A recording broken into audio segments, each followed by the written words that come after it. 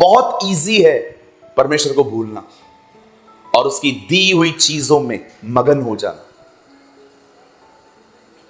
आज मैं आपसे एक सवाल पूछना चाहता हूं, क्या आप ये कह सकते हैं कोई भी चीज मुझे खुदा से दूर नहीं कर सकती?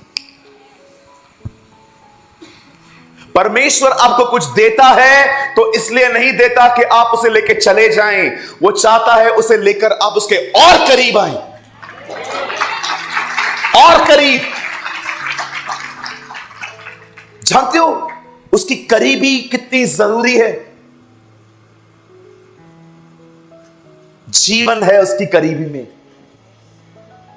His nearness. कभी आपने सोचा है लोग आपसे अच्छा नहीं चलते, आपको हर्ट क्यों होता है? क्योंकि आप चर्च में हो, मसीह के करीब नहीं। मैं कितने लोगों को जानता हूं इजीली ऑफेंड हो जाते हैं अगर आप उनको प्रेज द लॉर्ड ना बोलो, उनको जय मसीह ना बोलो। आपने उनको देखा नहीं पर उनका ध्यान आप पे था, आप चले गए और उनको अंदर में हर्ट होता है। क्यों होता है पता है? क्योंकि आप चर्च में हो पर खुदा के करीब नहीं। और जब तक उसके करीब नहीं जाओगे ना, ये सेल्फ खत्म भी नहीं होगा। जिंदगी भर लोगों से आपको शिकायतें होंगी, ये ऐसा है, ये ऐसा है, ये ऐसा है, ये ऐसा है। यशाया यही करता था, तुम पर हाय, एदोम तुझ पर हाय, ओ मिस्र तुझ पर हाय, सब पे हाय डालता था। 6 अध्याय में प्रभु से मिलता है और प्रभु से मिलने के बाद कहता है हाय मुझ पर, वो अनटू मी। वो समझ गया गड़बड़ बाहर नहीं है, मुझ में है। आप जानते हैं अगर कोई 1-2 लोग आपसे बात नहीं करते तो हमें समझ में आता है, पर कोई भी आपसे बात नहीं कर रहा, कहीं ऐसा तो नहीं है प्रॉब्लम आप हो। एक बहन मुझसे मिलने आई, बोला भैया जी मेरे चर्च में मुझसे कोई बात नहीं करता। मैंने कहा क्यों बहन, ऐसे क्यों बोल रहे हैं आप? नहीं भैया कोई भी बात नहीं करता। मैंने प्रभु से पूछा प्रभु क्यों कोई इससे बात नहीं करता, क्या इशू है? मुझे प्रभु ने कहा ये लोगों के करीब जाती है, दोस्ती एंजॉय करती है, उसके बाद थोड़ा सा प्रॉब्लम होगा, फिर ये लोग बदनाम करते हैं एक दूसरे को।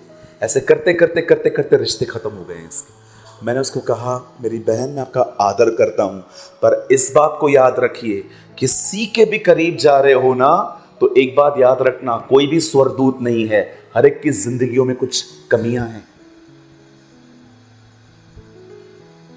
कभी आपने सोचा है आपके बेस्ट फ्रेंड्स किधर हैं आजकल? जिन लोगों के साथ इतनी आपकी जमती थी वो लोग किधर हैं आज? आपका फोन ही निकाल के देख लो, कुछ लोग होंगे जिन्होंने लंबे अरसे से आपको कोई मैसेज नहीं किया है। क्यों नहीं किया है? क्या कारण है?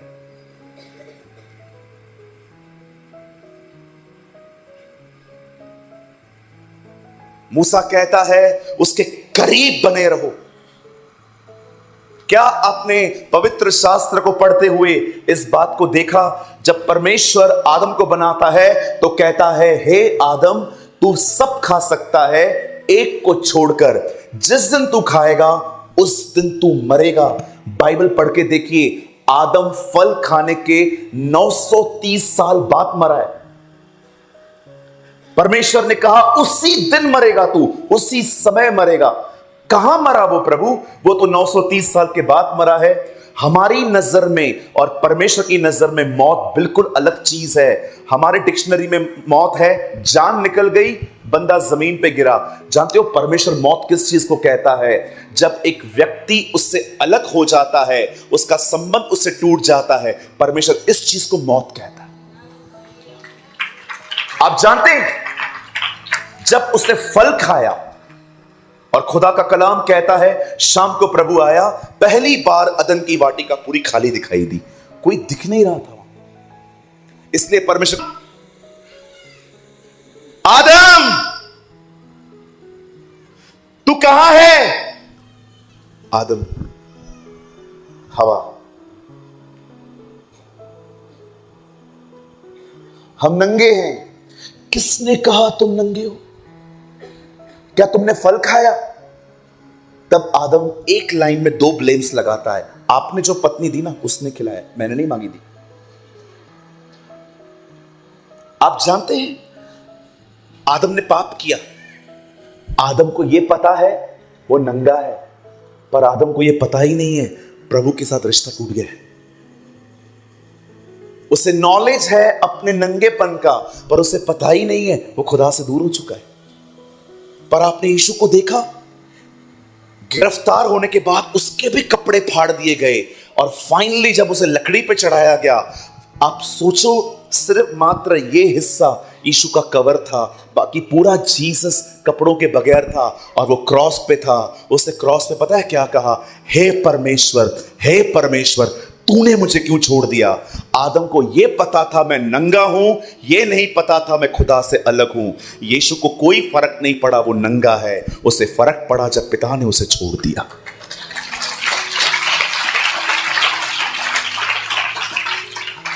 मैं आपसे पूछना चाहता हूं, क्या आप इन दिनों में उसके करीब हैं? करीब आने के लिए सहभागिता रखनी पड़ती है।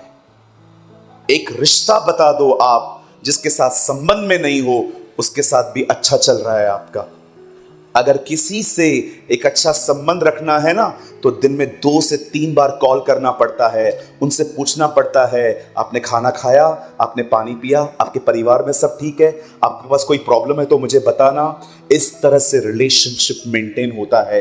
मैं आपसे पूछना चाहता हूं, परमेश्वर के करीब रहने के लिए आप कितना समय और कितनी बार उसके पास जाते हैं? बार बार। दानियल दिन में 3 बार उसके पास जाता था, 3 times। मैं जो कह रहा हूं, मुझे नहीं पता है आप में से कितने लोग मेरे साथ एग्री होंगे, पर मैं 100% सहमत हूं। मैं आपको सच कहता हूं, जितनी आज की पीढ़ी परमेश्वर से दूर है, कोई पीढ़ी परमेश्वर से इतनी दूर नहीं थी। जाइए इतिहास पढ़ के देखिए, हर समय परमेश्वर ने किस न किस को खड़ा किया। जब परमेश्वर ने देखा कि जस्टिफिकेशन बाय फेथ बंद हो चुका है, विश्वास के द्वारा धर्मी ठहरना बंद हो चुका है, तब परमेश्वर ने मार्टिन लूथर को उठाया। जब परमेश्वर ने देखा कि पवित्र आत्मा का बपतिस्मा प्रचार होना बंद हो चुका है, तब परमेश्वर ने विलियम बूथ को उठाया। जब परमेश्वर ने देखा कि उसके प्रेम के बारे में कोई नहीं बताता, तब परमेश्वर ने साधु सुंदर सिंह को उठाया। मैं आज आपसे पूछना चाहता हूं, जानते हो राज्य क्या है? क्या जो आप गा रहे थे आप उसको समझते भी हो? क्या होता है राज्य? आप भारत में गवर्नमेंट्स देखते हो, दुबई में कोई गवर्नमेंट नहीं है, वहां किंगडम है। हमारे यहां पर कैसे है? मिली जुली सरकार है। हम वर्ड यूज करते हैं गवर्नमेंट। दुबई, कतार, ओमान, जब आप इस तरफ अरब कंट्रियों में जाओगे, आपको कोई वर्ड नहीं मिलेगा गवर्नमेंट। सब वहां पर शेख, राजा लोग हैं, किंगडम कहा जाता है उन्हें, किंगडम। किंग वहां पर राज्य करते हैं, और जो राजा कहता है सबको मानना पड़ता है। जब हम कहते हैं उसका राज्य आए, इसका मतलब क्या है? हमारे राजा की हमारे बीच में चलनी चाहिए।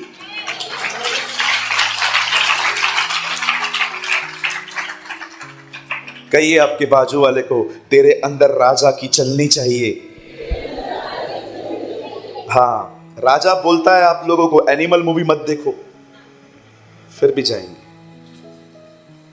है ना? राजा कई बार बोलता है ब्याज पे पैसा मत चला, तो भी राजा की नहीं सुनते। राजा बोलता है शेयर मार्केट में पैसे मत लगा, फिर भी लगाएंगे।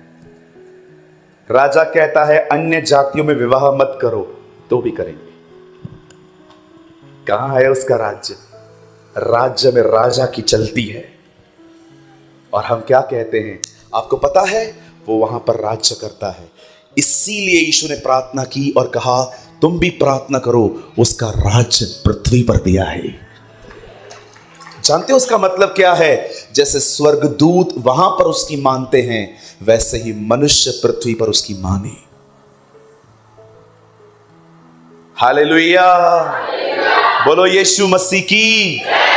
कितने लोग मेरी बातों को समझ पा रहे हैं? बता, अभी मुंह मत करिएगा।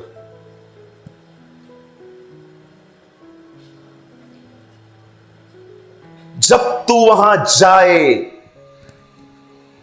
तो परमेश्वर को भूल मत जाना।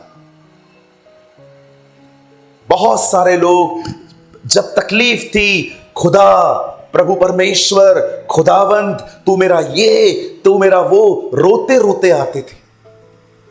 जैसे चीज मिल गई ठंडे हो गए। लिसन टू मी, सबसे डेंजरस टाइम वो नहीं होता जब आपकी जिंदगी में प्रॉब्लम्स हैं।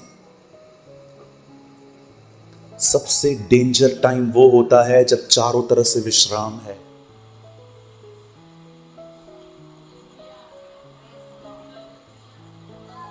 नहीं समझे? परमेश्वर का वचन कहता है दाऊद युद्धों से घिरा हुआ रहता था। एक दिन परमेश्वर ने उसके चारों ओर के शत्रुओं से उसको विश्राम दिया। दोपहर को पता चला एक जंग होने वाली है। उसका सेनापति योआब कहता है, sir there is a fight, एक लड़ाई होने वाली है। पता है दाऊद ने क्या कहा? तुम लोग जाओ, छोटी सी लड़ाई है, मैं आज यहीं पर रहूंगा। दोपहर में अपने पलंग पे सोया था, करवटें ले रहा था, नींद नहीं आ रही थी, ऐसे वैसे वैसे वैसे करता जा रहा था। आपको पता है उसके बाद क्या हुआ? बोर होकर टेरेस पे चला गया। टेरेस पे जाते ही उसका ध्यान एक वॉशरूम की तरफ गया जहां पर एक औरत नहा रही थी। उसको देख देख के बंदे के अंदर गंदे ख्याल आए। ये भी नहीं देखा वो मैरिड है, कौन है। अपने सेनापति को बोलता है जाओ उसको बुला के आओ। उसके साथ व्यभिचार करता है और व्यभिचार को छुपाने के लिए उसको पति को भी मरवाता है। जानते हो ये सब कब शुरू हुआ? जब सब ठीक था। कुछ लोगों को लगता है सबसे खतरनाक टाइम वो होता है जब विपत्तियां हैं। मैं आपको कहना चाहता हूं विपत्तियों में उल्टा सब प्रभु के करीब रहते हैं। तकलीफ होती है, डर लगता है। सबसे डेंजर टाइम तब होता है जब सब अच्छा चल रहा है।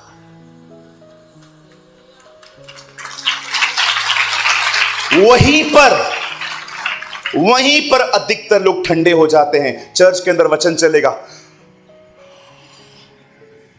यॉर्निंग्स देंगे, सोए हुए रहेंगे, तारक मेहता देखेंगे, बिग बॉस जैसे फालतू प्रोग्राम्स देखेंगे, सब देखेंगे।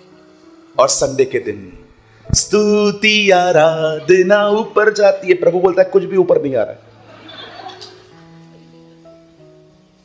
6 दिन सब करेंगे, होल डे सेल्फियां निकालेंगे ठंडे लोग। और नहीं तो क्या, सारा दिन सेल्फियां निकालेंगे, घूमेंगे फिरेंगे, कुछ भी नहीं करेंगे खुदा के लिए। बस सारी जिम्मेदारी पास्टर की है। हम तो मस्त।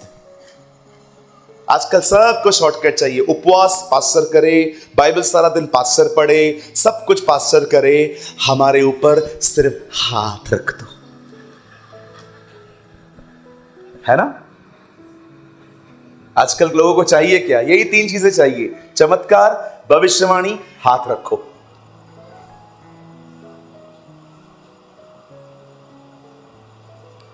प्रॉफिट जी आए हैं। एक ने तो मुझे पापा जी कह दिया। मैंने कहा तू अपने बाप को बाप बोल, वही बहुत है। किसी और को बाप बोलने की कोई जरूरत नहीं है। मैं एक जगह पे गया, लोगों ने मुझे पापा जी आ गए। मैंने कहा कौन पापा जी? इतना बुढ़ा हूं यार मैं। आई am a young hot preacher.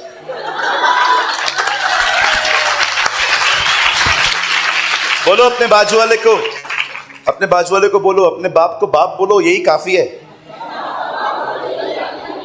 पापा जी, मम्मी जी, काका जी, चाचा जी।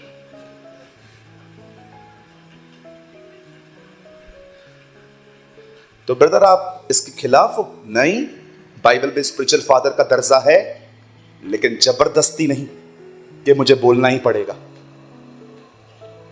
अथॉरिटी कभी ऊपर से नहीं आती है, नीचे से आती है।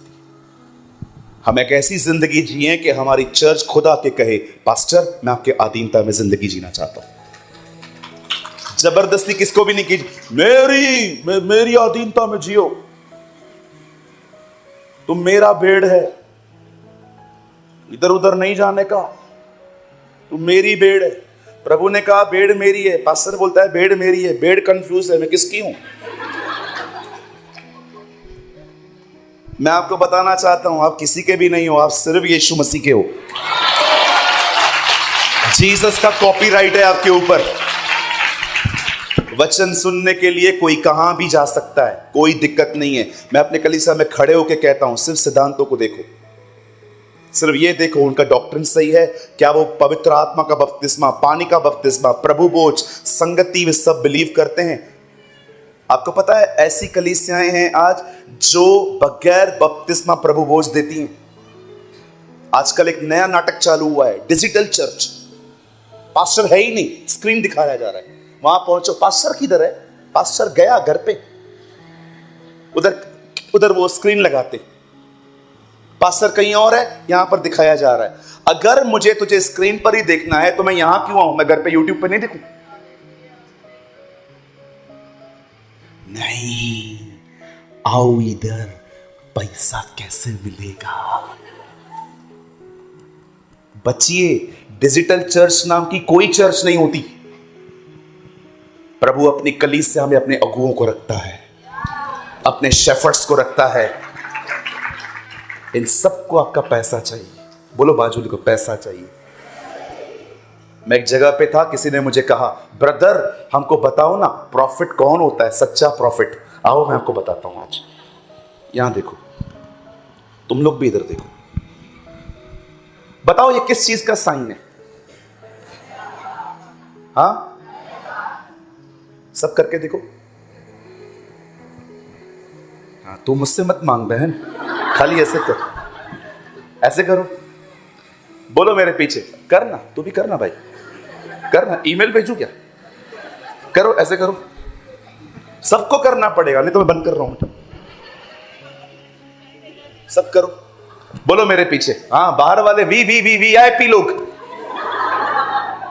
बोलो, जो प्रॉफिट के पीछे नहीं है वो रियल प्रॉफिट है।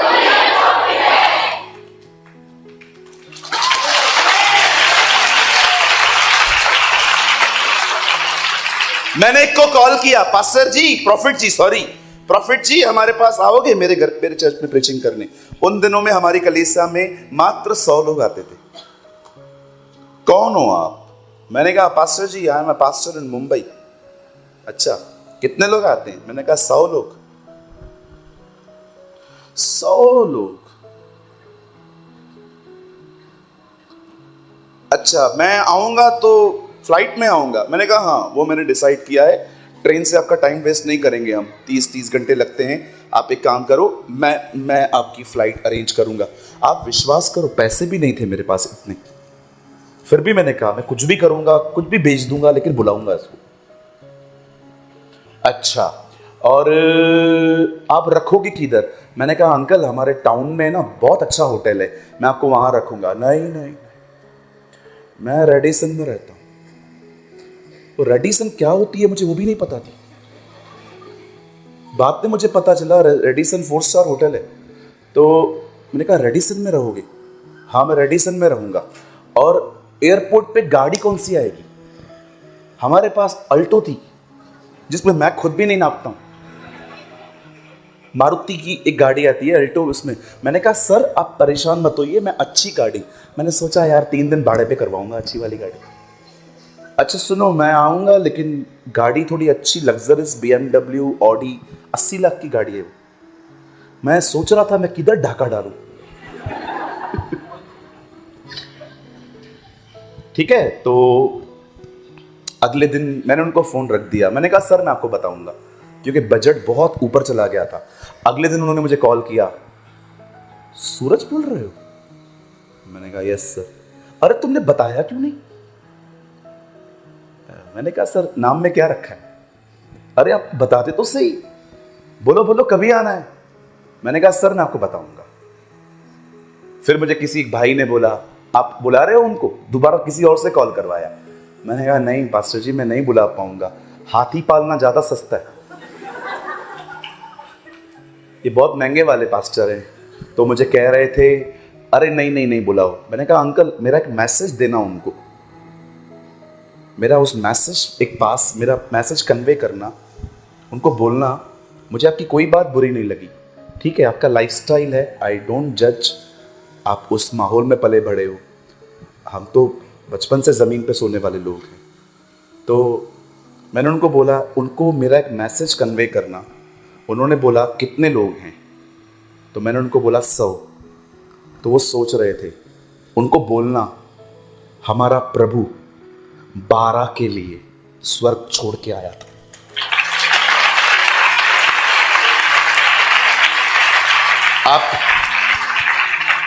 आप विश्वास कीजिए, आज यहां पर हजारों लोग बैठे हैं, मुझे कोई 50 के लिए बुलाता है ना, मैं वहां भी जाता हूं। मैं ये नहीं देखता हूं कि वो लोग मुझे क्या देंगे। सेवकाई का मतलब क्या होता है? सेवा करना। मैं आपको भी कहना चाहता हूं, जितने भी जवान भाई बहन यहां बैठे हैं, one day when God called you for the ministry, ये मत सोचना क्या मिलेगा, ये देखना आप क्या दे सकते हो। अरे हमें ऊपर बहुत कुछ मिलेगा। मसीह जीवन का 90% प्रतिफल मरने के बाद है। जो तुम यहां बांधोगे, जो तुम यहां खोलोगे, पढ़ा आपने ये? अपने लिए धन। Jesus always preach about the coming world. Yishu Masih आने वाले जगत का प्रचार करते थे। जो तुम यहां बांधोगे मैं वहां बांधूंगा, जो मेरा यहां इनकार करेंगे मैं उनका वहां इनकार करूंगा। Jesus always preach about the coming world. धन्य है वे जो नम्र हैं, वे पृथ्वी के अधिकारी होंगे। आप आराम से पढ़ के देखो हिब्रू ट्रांसलेशन। धन्य है वे जो नम्र हैं, आने वाले दिनों में जब प्रभु आएगा वहां की जमीन तुम्हारी होगी।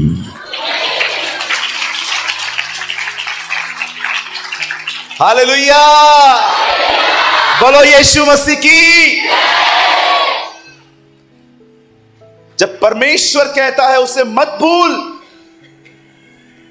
मूसा कहता है अपने खुदा को मत भूलना।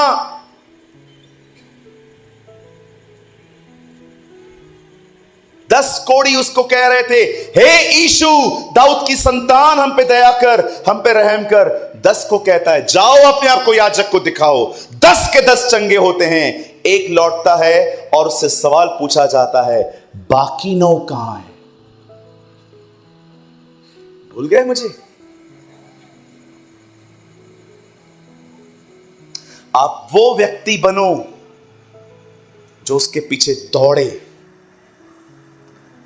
यहां देखिए, जितने लोगों ने बाइबल की बहुत स्कॉलरशिप की है, पीएचडी की है, आपसे एक सवाल पूछ सकता हूं? हां जी, पूछ सकता हूं? बताइए बाइबल में वो कौन सा व्यक्ति है पहला जिसके लिए लिखा है कि परमेश्वर के साथ चला? हनोक, उसके बाद नूह, उसके बाद आपको बहुत से लोग मिलेंगे जिसके बारे में बाइबल कहती है वे परमेश्वर के साथ चले। अब मैं एक और क्वेश्चन पूछता हूं आपसे, मुझे बताइए नए नियम में वो कौन सा व्यक्ति है जिसके लिए लिखा गया है वो प्रभु के साथ चला? कहां लिखा है बताओ? दुक्का मारने में सब नंबर 1 हो। बताओ कहां लिखा है? शो मी, लिखा कहां है? कोई नहीं मिलेगा आपको, एक भी नहीं मिलेगा जिसके लिए लिखा है वो प्रभु के साथ चला। सब दौड़ते थे, सब दौड़ते थे। अब चलना अलाउ नहीं है, अब दौड़ने के लिए बुलाए गए हो। इसीलिए पौलुस कहता है मैंने अपने विश्वास की रखवाली की है, मैंने अपनी दौड़ पूरी की है। अब चलने के लिए नहीं बुलाए गए हो। इसीलिए कुरिन्थियों के 9 अध्याय में लिखा गया है, दौड़ में दौड़ते तो सभी हैं, इनाम एक ही को मिलता है, तुम भी ऐसे दौड़ो कि जीतो। Brother, what is the meaning of दौड़ना? जो 1 घंटा दुआ करता है वो 1.5 घंटे पे आए। जो 1 चैप्टर बाइबल पढ़ता है वो 2 चैप्टर पढ़े। जो 1 उपवास करता है दिन में, अब वो 3 दिन उपवास करे। एफर्ट्स दिखाओ उसे। मैं आपको बताना चाहता हूं, जक्कई अगर जमीन पे बैठा रहता कभी यीशु को नहीं देख पाता। जब वो ऊपर चढ़ा, आपने देखा यीशु ने क्या कहा? नीचे उतर, मैं तेरे घर चलूंगा।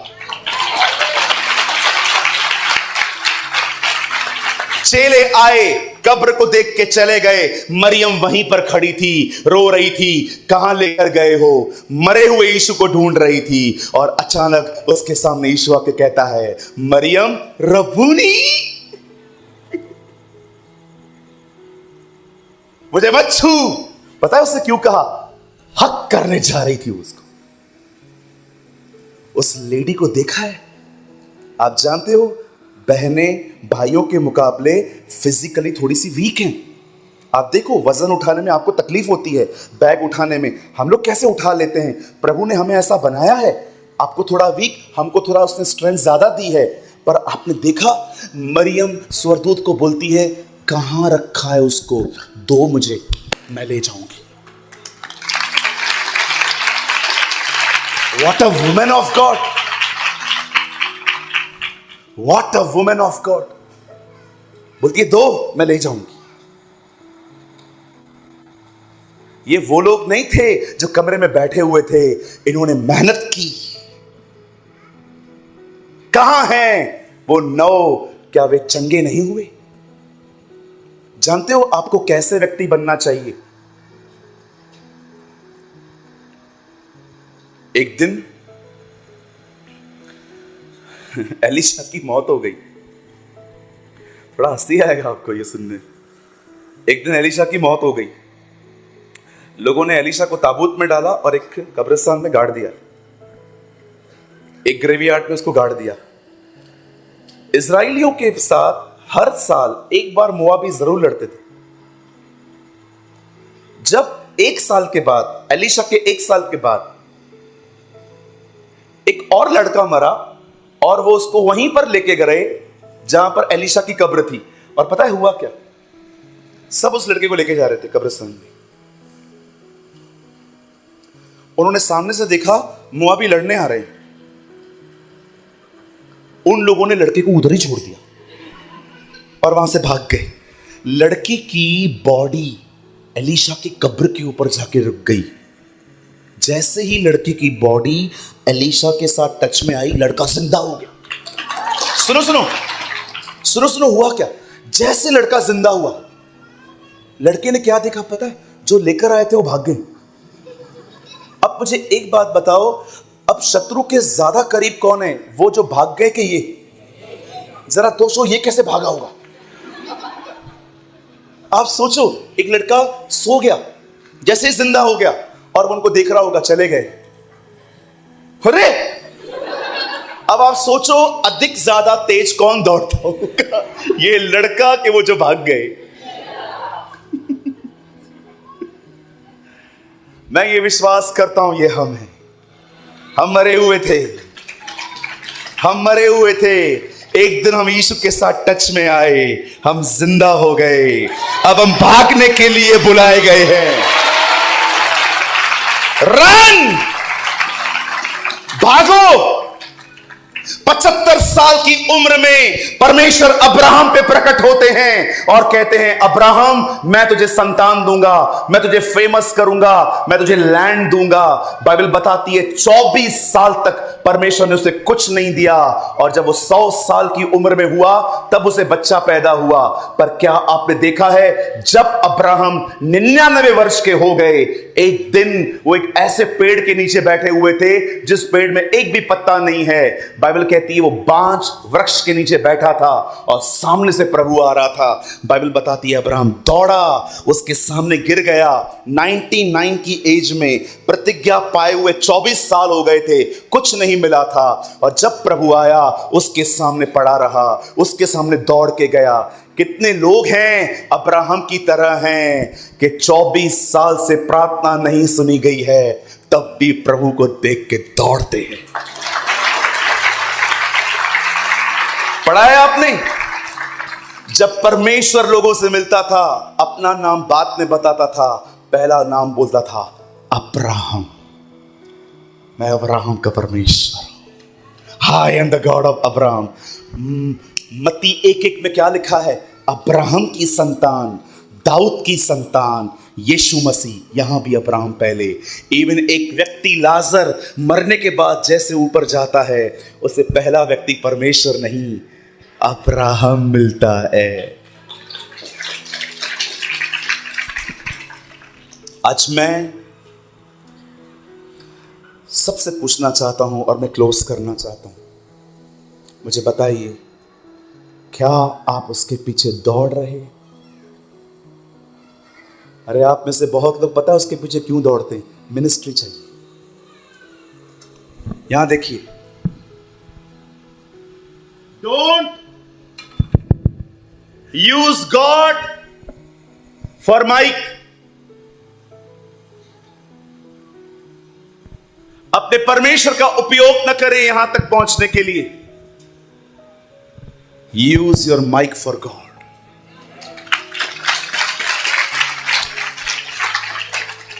मैं आपसे पूछना चाहता हूं, क्या आप उसके पीछे दौड़ रहे हो?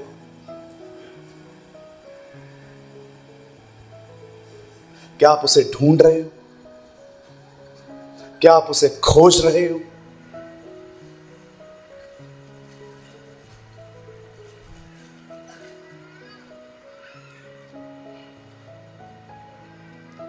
रात दिन उसे मारा जाता था,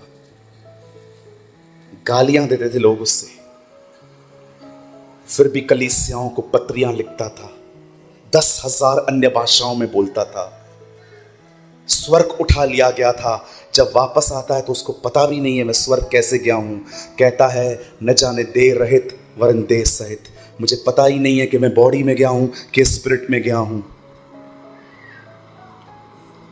अन्य भाषाएं बोलता है, पत्रियां लिखता है, दिन रात प्रार्थना करता है, रात दिन काम धंधा करता था वो, और अंत में अपने जीवन के लिए लिखता है, मैं जो कुछ भी हूं मैं परमेश्वर के अनुग्रह से। आप जानते हैं वो कितनी मेहनत करता था? लोग मर जाते हैं, उनकी कब्रों पे पता है क्या लिखा रहता है? इसने अपनी दौड़ पूरी की। सच्ची सच्ची है। बिली ग्राम न्यूजीलैंड में प्रीचिंग कर रहे थे। पता है उन्होंने क्या कहा? ऐसा जीवन जियो कि मरने के बाद जब तुम्हारे लिए प्रचार हो तो प्रचारक को तुम्हारे लिए कोई झूठ न बोलना पड़े।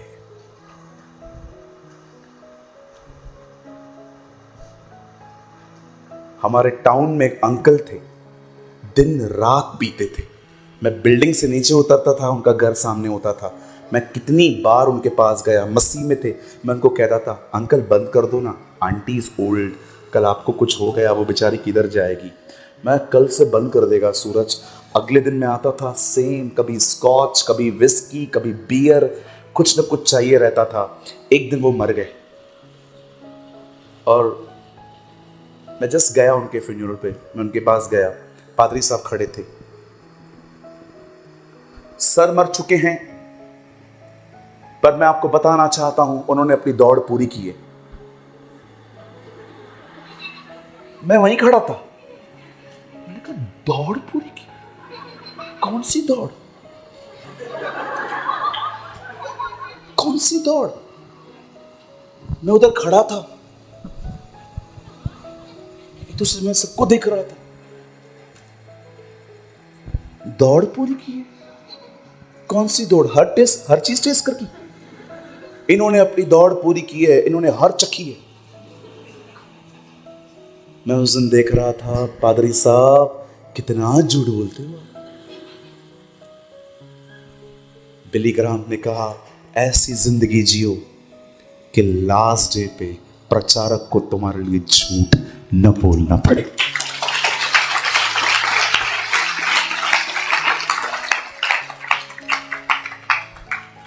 भागिए उसकी तरफ, निकलो चर्च पॉलिटिक्स से।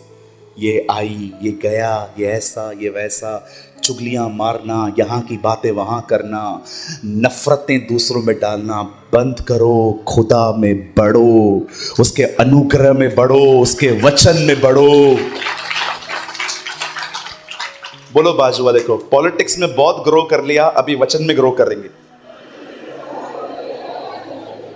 कुछ लोग चर्च जाने के बाद खाली आप उनसे पूछो, अरे वो मेहरा आंटी आई थी क्या?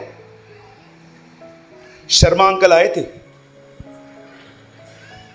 वो उनकी जवान लड़की जो इन दिनों में हस्बैंड को छोड़ के बैठी है, वो भी आई थी क्या? वचन क्या सुना? देख रहे हो, पॉलिटिक्स पे भरे हुए लोग, सबके लिए पता है कौन आया, कौन गया, कौन नहीं आया। वचन कुछ भी नहीं पता। Political people.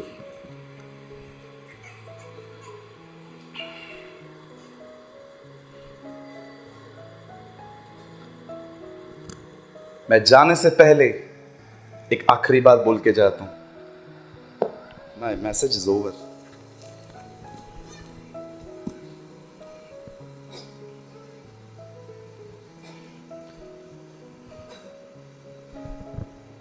परमेश्वर मुझे जानते हैं, मैंने उसके पीछे चलने के लिए अपना खून पसीना लगाया है, मिनिस्ट्री के लिए नहीं। मिनिस्ट्री, मुझे 1% इंटरेस्ट नहीं है मिनिस्ट्री में। मुझे आज प्रभु कहे ना बंद कर सेवा, मैं चाहता हूं तू अभी से अपना पूरी जीवन प्रार्थनाओं में बिता। इस हॉल में मुझसे ज्यादा खुश कोई व्यक्ति नहीं होगा। मैं प्रचार करता हूं क्योंकि प्रभु मुझे कहता है कर, मैं करता हूं। बट बिलीव मी, मैं मिनिस्ट्री के लिए 1% भी ऐसे एक्साइटेड नहीं रहता हूं। वो मैं बिलाई जा रहा हूं हजारों के बीच में बात करने के लिए, नॉट अ सिंगल %। सच्ची कहता हूं, मुझे सबसे ज्यादा मजा दुआओं में आता है। मैं प्रेयर वाला व्यक्ति हूं। मुझे आप प्रेयर में बिठा दो ना, मुझसे खुश व्यक्ति नहीं है कोई। पर परमेश्वर मुझे, आप जानते हो मैंने प्रार्थना क्यों चुनी थी? बिलीव मी, मैं प्रार्थना करने वाला व्यक्ति हूं। I am not a preaching person, I am a prayer person. मुझे प्रार्थना करना बहुत पसंद है। अभी भी आप बोलो ना ब्रदर चलो ना प्रार्थना में, वो चल अभी चलते चल। क्योंकि मुझे एक बात पता है, प्रचारक प्रचार करते करते प्रभु से दूर जा सकता है, प्रार्थना करने वाला व्यक्ति कभी परमेश्वर से दूर नहीं जा सकता।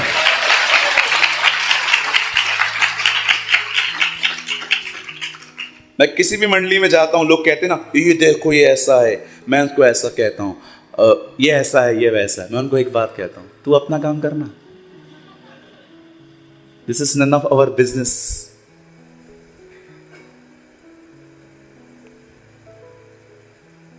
बॉम्बे आएंगे ना कभी आप, हमारे बॉम्बे के ट्रक्स पे पीछे, ट्रकों के पीछे एक खूबसूरत लाइन लिखी हुई होती है, बता दूं?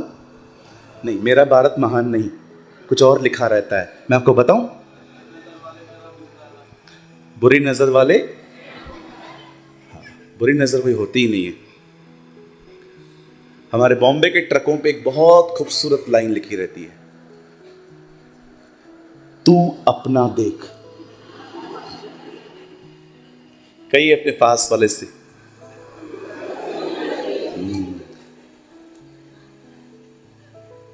आप अपना जिंदगी देखो, क्यों दूसरों की जिंदगियों में झांकते हो?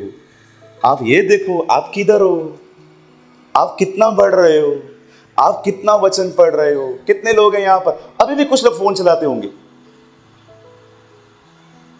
अभी भी कुछ लोग, देखो बाजू में कोई फोन चलाता ही होगा। रह ही नहीं सकते, भरी पड़ी है दुनिया। कई लोगों को मैंने देखा है मीटिंग के चलते,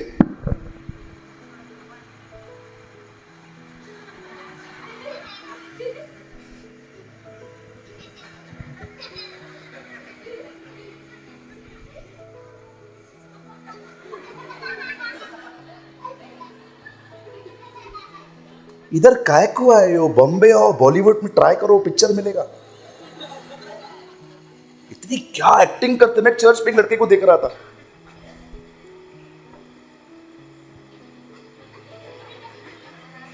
हालेलुया,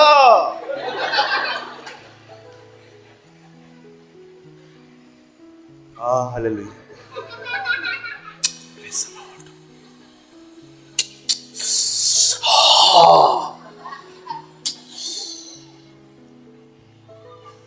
अरे रे रे रे रे रे रे। मैं अभी भी बोलता हूं, बॉम्बे आओ, महबूब स्टूडियो है उधर, आरके स्टूडियो है, ट्राई करो, पिक्चर मिलेगा तुमको। सलमान खान फेल होगा तुम्हारे सामने, वो भी तुमको बोलेगा मैं आऊं एक्टिंग सिखा। बी लॉयल, ये खुदा का घर है, यहां ऐसे बैठना मोबाइल को यूज करना, औरतों को घूर घूर के देखना, ये सब नहीं चलता। मेरा घर प्रार्थना का घर है। मेरा घर हर जाति के लिए प्रार्थना का घर है। बिलाई, मैं एक चीज समझ पाया कल जब मैं यहां पर आया, मुझे परमेश्वर इस बार प्यूरिफिकेशन के लिए लेके आया था, ताकि हम में से, आपने देखा पतरस जाल लेकर आया था, वो मच्छियां पकड़ता था, पर आपने देखा जब यीशु मसीह आया तो वो लोग क्या कर रहे थे? जाल ढो रहे थे, कचरा निकाल रहे थे। एक सेवकाई है लोगों को लाना, एक है कचरा निकालना। That is a ministry. इस बार मैं यीशु मसीह नासरी के नाम से कहना चाहता हूं, परमेश्वर ने यहां पर आज बहुत सारे लोगों के जिंदगियों में अपने वचन के द्वारा गंदगी बाहर निकाली है।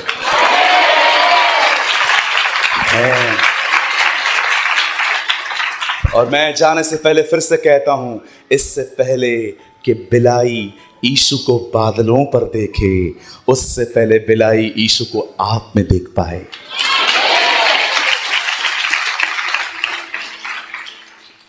क्या कोई है जो आज कह रहा है मैं चल रहा हूं, पर अब चलना नहीं चाहता, अब दौड़ना है? जो लोग दौड़ना चाहते हैं खड़े हो जाएं अपनी जगहों पे।